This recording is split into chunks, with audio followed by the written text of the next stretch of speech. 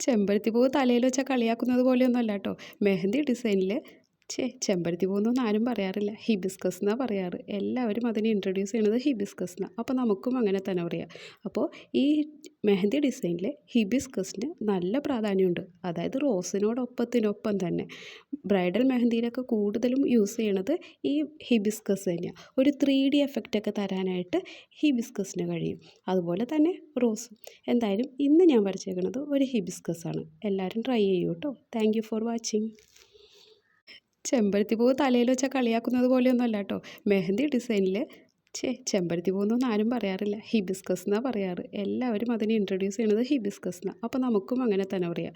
അപ്പോൾ ഈ മെഹന്തി ഡിസൈനിൽ ഹിബിസ്കസിന് നല്ല പ്രാധാന്യമുണ്ട്. അതായത് റോസിനോടൊപ്പത്തിനൊപ്പം തന്നെ ബ്രൈഡൽ മെഹന്തിയിലൊക്കെ കൂടുതലും യൂസ് ചെയ്യണത് ഈ ഹിബിസ്കസ് തന്നെയാണ്. ഒരു 3D എഫക്റ്റൊക്കെ തരാനായിട്ട് ഹിബിസ്കസിന് കഴിയും. അതുപോലെ തന്നെ റോസും. എന്തായാലും ഇന്ന് ഞാൻ വരച്ചേക്കുന്നത് ഒരു ഹിബിസ്കസ് ആണ്. എല്ലാവരും ട്രൈ ചെയ്യൂ കേട്ടോ. Thank you for watching.